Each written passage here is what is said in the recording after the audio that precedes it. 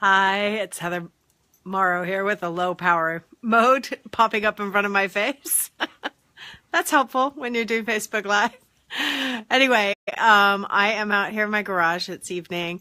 I just unloaded my kiln. This was my first firing on my own of a glaze firing. So this is cone 5-6 firing.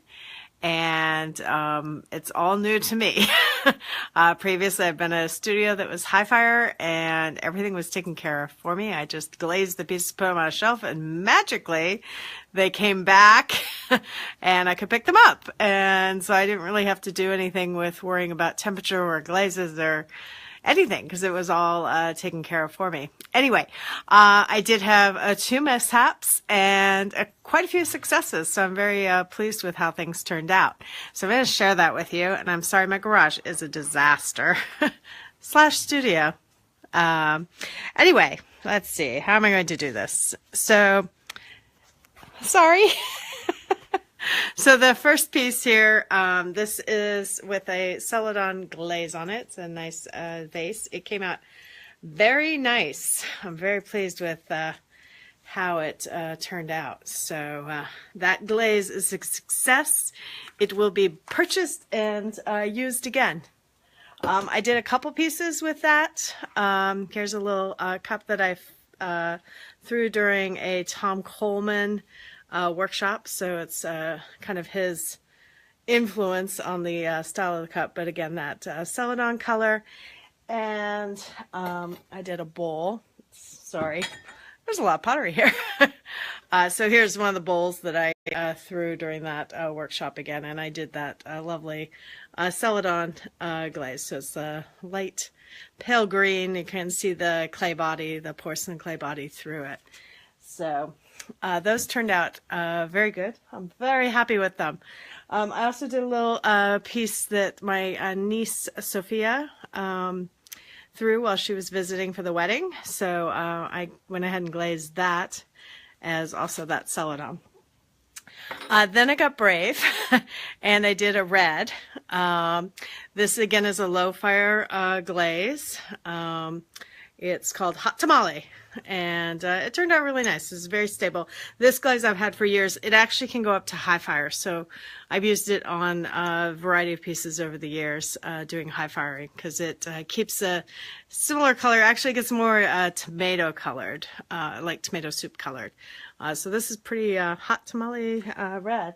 And I did another Tom Coleman workshop cup in that red, so that's great success. Nice stable glaze. And my niece again threw another piece, and so I glazed that with the red. So she'll be getting these soon in the mail. Sophia, you're so lucky, little girl. So then I had one more success and then 2 failures. So here's another success of mine. This was done with an oxide, the chromium oxide on it. I kind of wiped some of the color off, and then I did a clear glaze on top. Again, a low fire clear. Looks really good. I'm very pleased with how that turned out. And now to my failures. So I mixed up some cobalt oxide to get blue. I guess it was a little too intense because I got a blue kind of to a black, but it also ran like crazy, and it stuck to the kiln shelf. This is what you don't want. So when you're doing pottery, so even though I had clear margins, obviously that colorant that I applied was far too rich. Sorry, the dogs are barking in the background. And I bravely did 2 pieces with that technique.